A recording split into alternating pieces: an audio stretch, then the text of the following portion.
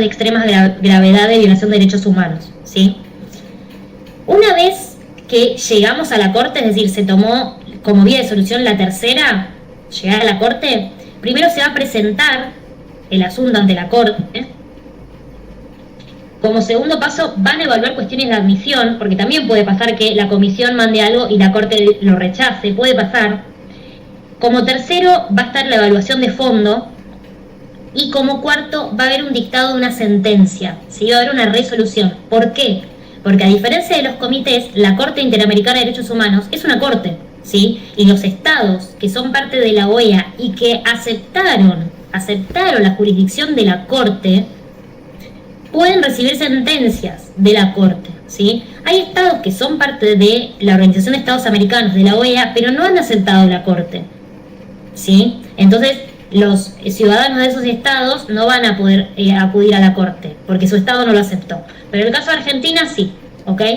Entonces, las resoluciones que pueda dictar la Corte van a ser, primero, que el Estado no sea condenado, porque no es responsable de la violación de los derechos humanos, entonces ahí no hay responsabilidad internacional del Estado. O, segunda opción, que el Estado sea condenado por ser responsable de violaciones a los derechos humanos y tenga una obligación internacional de reparar a cargo del Estado condenado, ¿sí? Entonces, la sentencia puede ser favorable al Estado o puede no ser favorable al Estado. En el caso de que no sea favorable, ¿cómo va a reparar eso? Va a depender lo que diga la sentencia. En general, hay, obviamente, una reparación monetaria, pero también hay una reparación simbólica, ¿sí? Entonces, por ejemplo, si en el caso de que la persona a la cual se le violaron los derechos humanos haya fallecido lamentablemente, además de haber una reparación a los familiares, la reparación simbólica lo que dice es, bueno, el Estado puede emitir un comunicado, ¿sí? Diciendo, bueno, a esta persona le pasó esto, el Estado es responsable.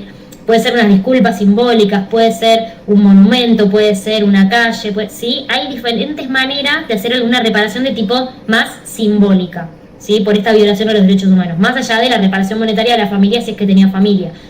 O en el caso de que la persona no haya fallecido, la reparación monetaria va a ser para la persona a la cual se le violaron los derechos humanos. Entonces, sí o sí, todas las personas que acudan a la comisión van a terminar en la Corte, no. Sí o sí, llegas a la Corte y vas a tener una sentencia favorable, no, va a depender, ¿sí? Va a haber una evaluación del fondo de la cuestión, es decir, el Estado fue responsable de esta violación de derechos humanos o no. Entonces, eso quiero que quede claro. ¿Podemos ir a la comisión si somos parte de la Organización de Estados Americanos? ¿En nuestro Estado? Sí. ¿Podemos llegar a la Corte? Va a depender si el Estado aceptó o no la jurisdicción de la Corte. Y a su vez, bueno, puede ser que la sentencia no sea favorable. En general, si llegaron hasta la Corte, es muy raro que la comisión se haya equivocado tanto, haya mandado a la Corte algo que no era tan grave, ¿sí? Cuando vean los fallos internacionales, que vamos a verlos en una clase, los fallos internacionales, en general son casos gravísimos, ¿sí? O sea, no es muy raro que la Corte Interamericana de Derechos Humanos se expida sobre situaciones que no conlleven gravedad absoluta. Y bueno, una cosa que es muy confusa en general, porque la Comisión y la Corte tienen las mismas siglas, ¿sí? Que es CIDH, porque es Comisión Interamericana de Derechos Humanos y Corte Interamericana de Derechos Humanos. Lo que yo les suelo aconsejar cuando tomen apuntes es que pongan Comisión IDH y Corte IDH. Pues si ponen CIDH, después nos van a acordar cuál es la Comisión y cuál es la Corte. Pero bueno, es importante que sepan que primero uno va a la Comisión, nunca se va directo a la Corte, ¿sí? Eso respecto a la OEA. Y después, algo de lo cual ya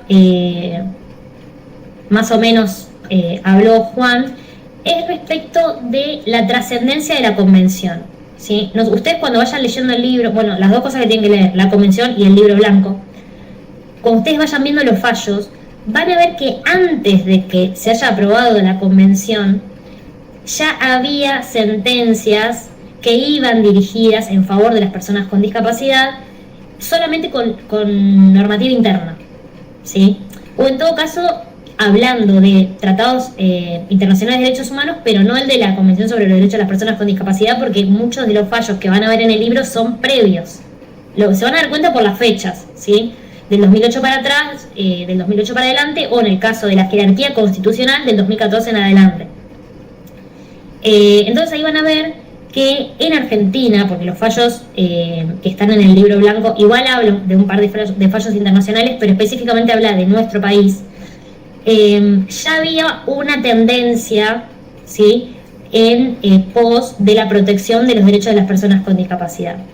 Entonces, lo que se suele decir es que más allá de que en nuestro país ya hubiera normativa interna, la trascendencia que tuvo la convención hay que verla también con respecto a otros países que no estaban tan avanzados normativamente en la materia, ¿sí?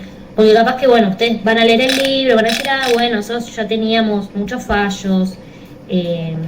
La convención obviamente ayuda porque a las personas que hagan los amparos o las medidas autosatisfactivas o cualquier proceso judicial les sirve tener un tratado con jerarquía constitucional específico, ¿no?, sobre esta población vulnerable. Pero también tenemos que pensar que a nivel mundial, ¿sí?, no todos los países están en el mismo plano respecto a la normativa, ¿sí? Entonces, bueno, mucha gente lo que dice es, bueno, la trascendencia que tuvo a nivel internacional es muy importante para hacer un piso de derecho mínimo para las personas con discapacidad. Entonces, bueno, es algo que se dice también, más allá de que específicamente en nuestro país hubiera mucha normativa, que lo vamos a ver en la clase de normativa interna, que la tenemos el martes que viene, es la clase de normativa interna. Ahí vamos a hablar del bloque constitucional federal, de la 22.431, de la 24.901. Teníamos mucha normativa nosotros, pero tampoco podemos dejar de pensar, bueno, hay como 190 países, bueno, no todos tienen el piso mínimo de derechos, entonces la convención tiene esa importancia internacional, ¿sí? Yo les voy a subir, ya lo subí, pero después les comparto para que ustedes tengan todos estos apuntes para después poder estudiar. Pero igual la convención hay que leerla, ¿sí? Porque, ya les digo, los términos que utiliza, nosotros esperamos que ustedes utilicen lenguaje técnico en el examen, ¿sí? Que hablen de personas con discapacidad, que sepan lo que es el comité, que sepan lo que es el protocolo facultativo, ¿sí? Que sepan la definición de persona con discapacidad de la convención, a partir de cuándo tuvo jerarquía constitucional, ¿sí? Entonces todo eso vayan leyendo la convención para ir ya viendo los términos que utiliza. No sé si alguno quiere preguntar algo sobre la convención, que no haya quedado claro. A mí no me quedó claro una cosita. Tiziana. Sí. En lo de las medidas de solución, cuando mencionaste lo de las medidas cautelares, ¿en qué momento y quién las dicta? Las medidas cautelares las dicta la Corte, ¿sí? Pero, o sea, tiene que haber un trasfondo. O sea, a ver, vamos a la comisión, ¿no? Hace una revisión, dice si es admisible o no es admisible. En el caso de la solución amistosa, propone la solución amistosa. En el caso de un desistimiento, se archiva el caso. Si decide mandarlo a la Corte, lo manda a la Corte. Ahora bien, en el medio, la persona sigue viviendo en el Estado-nación donde se produjo la violación de derechos humanos, ¿sí? Entonces, en algunos casos, tiene que pedirle a la Corte que dicte estas medidas previsionales o estas medidas cautelares, quizás para resguardar incluso la integridad física de la persona que realizó la denuncia, ¿sí? Esto no significa que después el caso lo vaya a mandar a la Corte, la comisión. Capaz que sí, por la gravedad que reviste, pero capaz que no, ¿sí? Pero en el mientras tanto no puede permitir que, por ejemplo, la persona la desaparezca, ¿no? ¿Sí? ¿Se entiende a lo que voy? O sea, convengamos que uno no va a la Comisión Interamericana de Derechos Humanos por situaciones que no revistan suma gravedad, ¿sí? Que no sean una violación a los derechos humanos grave que no se pudo solucionar en un ámbito interno. Entonces, la comisión le puede requerir a la Corte este dictado de medidas. A su vez, mientras el asunto está en la Corte también puede dictar medidas cautelares, ¿sí? O medidas previsionales provisionales. No previsionales, provisionales. Aún así, yo específicamente no les voy a pedir específicamente que se sepan todo este entramado, porque la materia no es derecho internacional público. Pero sí, lo que yo quiero que les quede bien en claro es que en el sistema regional hay jurisdicción, hay sentencias, hay fallos, más allá de que la comisión no es un sistema jurisdiccional, pero te permite que en todo caso pueda llegar, y que en el sistema universal, en el sistema de ONU, no hay sistema jurisdiccional al cual puedan llegar las personas, los individuos. Eso quiero que vean la diferencia entre los sistemas regionales y el sistema universal. Porque, por ejemplo, en la Unión Europea también tienen un tribunal donde la gente puede ir por violaciones de derechos humanos, que es el Tribunal de Derechos Humanos, creo que se llama, de la Unión Europea. Ahora no me acuerdo el nombre específico, pero tienen su tribunal específico, a diferencia de ONU, que las cortes que tiene no tienen nada que ver con las personas. Entonces, más que nada eso quiero que se entienda, la diferencia entre que los individuos puedan acceder a un sistema jurisdiccional internacional, en el caso de los sistemas regionales, y que en el sistema universal eso no va a pasar. Que tenés los comités, pero no van a emitir fallos. Eso creo que es lo más importante que quiero que se entienda de esta clase, ¿sí? Que en el sistema universal tenemos convenciones, tenemos comité, no vamos a llegar a ninguna sentencia, y en el sistema regional, el sistema interamericano, en nuestro caso, europeo para los europeos o la Unión Africana para las personas de África, pueden acceder a un sistema jurisdiccional. En el caso de que su Estado lo haya aceptado igual. Si el Estado no lo aceptó, no van a poder acceder. Eso es básicamente lo más importante. Después, si se acuerdan en los pasos específicos, acuérdense que primero vas a la comisión y después puedes llegar a la corte o no. Pero cuando se hacen las medidas cautelares, yo por ejemplo no se lo voy a preguntar en el examen, ¿sí? Pero sí que sepan esta diferencia entre el sistema universal y los sistemas regionales. ¿Alguna otra pregunta? Yo sí puedo sumar algo a vos, 2 segundos. Sí. Es importante que sepan que nosotros no vamos directamente a la Corte Interamericana. Nosotros tenemos que sí o sí pasar, o sea, nosotros como persona, tenemos que sí o sí pasar por la comisión.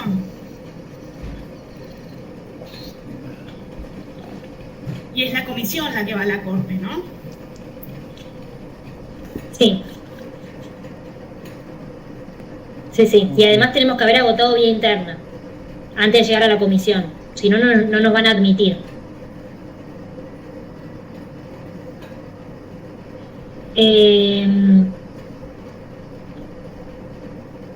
No sé si alguno tiene otra pregunta respecto del sistema internacional. Creo que se entendió igual la diferencia entre sistema regional y sistema universal. Creo que lo repetí 50 veces para que quede muy en claro, porque después lo dicen mal y me pongo mal. Pero yo lo repito muchas veces como para que quede fijo. La diferencia entre jurisdicción y jurisdicción. Igual ya les digo, todos estos apuntes se los subo al Drive, que cuando entren va a haber una carpeta de sistema internacional y ahí está todo. Igual hay que leer la convención. Tiene que haberle llegado el mail con el link para el Drive. Después fíjense, llegó. Ahí dice Aldana que llegó. Bueno, hay una carpeta que es Sistema Internacional y que yo subí esto para que lo puedan estudiar. ¿Sí? Ya les digo, esto no es Derecho Internacional Público, pero sí tengan nociones de la diferencia entre lo que es jurisdiccional y lo que no es jurisdiccional, ¿sí? La diferencia entre un informe a un fallo. Son cosas diferentes, ¿sí? Es muy confuso a veces, con los que no siguen la orientación en internacional público, la diferencia entre un fallo o el soft law. O sea, te hacen una recomendación y mucha gente dirá, bueno, no, qué pavada las recomendaciones. Pero tengamos en cuenta que hay cosas que a los estados los dejan expuestos internacionalmente y que tampoco es gratuito para los estados que se hable de ellos como, bueno, estados en los cuales hay una violación sistemática de derechos humanos, ¿sí? O sea, internacionalmente está muy mal visto. Entonces, bueno, también tengamos en cuenta que no es que le es gratuito al Estado que el comité, por más que no tenga un fallo, una sentencia, diga, bueno, vos cometiste esto. más allá de que no pueda establecer reparaciones, ¿sí? Sino solamente, bueno, recomendaciones. Voy a tomar un poco de agua.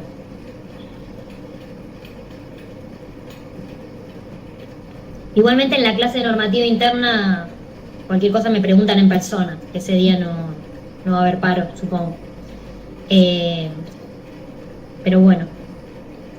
Flor, entonces, la clase del viernes es con Guido. Exactamente.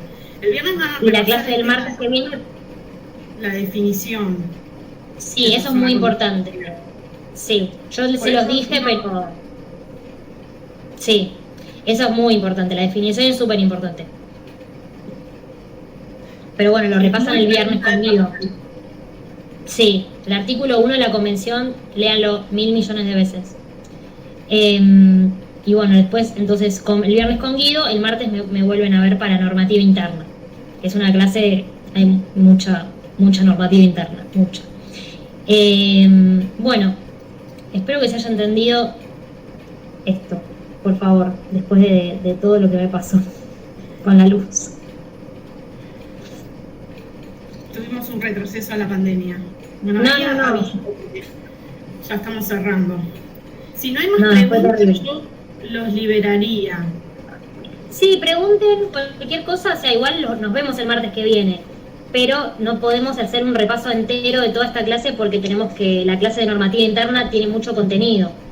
Pero bueno, alguna que otra pregunta me pueden hacer, pero si no, pregúntenme ahora cualquier cosa que no haya quedado clara sobre el sistema de protección internacional, tanto local como regional. Yo preguntas no, me quedé pensando cuando decías esto que los estados no les es gratuito que se hable mal de ellos, me quedé pensando en Venezuela, ¿no? O sea, poniendo a fuera un estado que le importe, porque Sí. bueno, nada, esos países que ni les va ni les viene. Por eso te digo, a ver, pero, yo ahora en este mismo instante yo no recuerdo si ellos aceptaron la jurisdicción de la Corte Interamericana. Yo creo que ellos son parte de la OEA, no sé si aceptaron la jurisdicción de la Corte IDH, pero en el caso de que se haya emitido algún fallo en contra, o en el caso de que las personas hayan acudido a los comités y los comités hayan dicho, bueno, hubo violación de derechos humanos, recomendamos esto, lo otro, más allá de que no sean fallos, en el ámbito internacional está muy mal visto. Y también tengamos en cuenta que los organismos internacionales que no son la ONU o la OEA, por ejemplo, no sé, puede ser la Organización Mundial del Comercio, la Organización Internacional del Trabajo, son todos organismos internacionales que obviamente saben lo que pasa a nivel internacional. Entonces ya te haces como una fama, podríamos decir, o una reputación. Incluso hay sanciones comerciales con todo esto que pasó con la guerra de Ucrania y Rusia. Hubo muchas sanciones comerciales, ¿sí?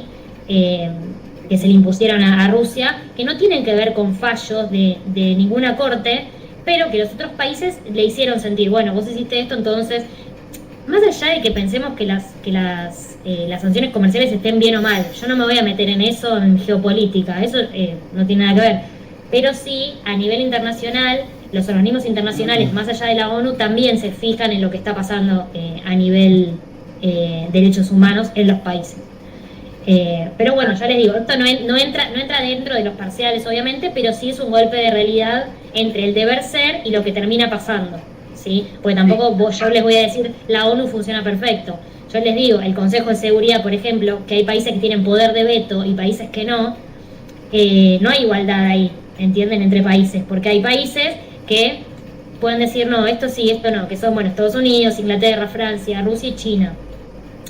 Entonces, bueno, no somos todos los países iguales. Hay países que tienen más poder en el plano internacional que otros, ¿sí? Y el Consejo de Seguridad es una muestra de eso. En la Asamblea General son todos iguales, todos pueden hablar, todos pueden votar.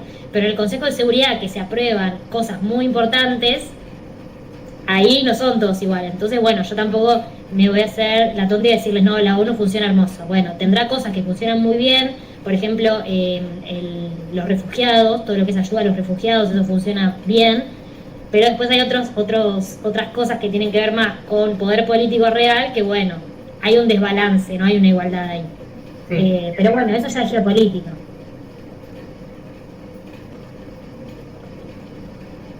Eso no se toma. Eso es una reflexión nada más.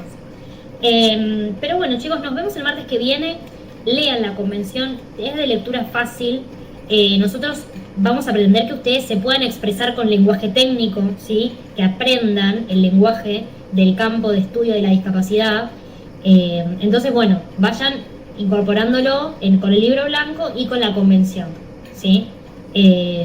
No dejen todo para último momento, porque si no después no se van a poder expresar de la manera correcta, ya sea de forma oral o de forma escrita, ¿sí? Es muy importante como abogados que entiendan eso, que la comunicación es lo más importante y hay que saber expresarse, y para eso hay que incorporar el lenguaje técnico para que nos fluya, para que nos salga natural, ¿sí?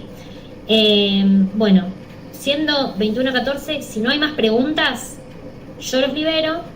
No sé si vas a tomar lista, Flor, o ya la tomaste, no sé bien cómo Tomé es. lista silenciosa. Tomaste quienes están conectados. Vayan leyendo la convención, es mi consejo como persona que ya la cursó y que da clases en la materia. Vayan leyendo la convención, vayan empezando con el libro blanco y vayan incorporando los conceptos, ¿sí? Vayan tratando de decir, bueno, esto se dice así, ¿sí? O sea, el lenguaje coloquial lo utilizamos en la vida diaria, pero el lenguaje jurídico, el lenguaje técnico es el que tenemos que incorporar cuando nos expresamos en la facultad, en el ámbito académico o en nuestro trabajo, ¿sí? Eso es importante. Darse cuenta, bueno, que en cada lugar uno se pronuncia de una manera o de otra, ¿sí? Se expresa de una manera o de otra. Bueno, nos vemos, el viernes no voy, van a estar con Guido, pero el martes nos vemos presencial en la facultad, ¿sí?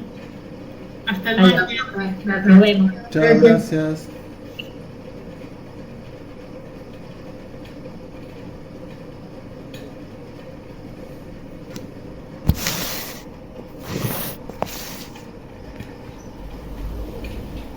Mm-hmm.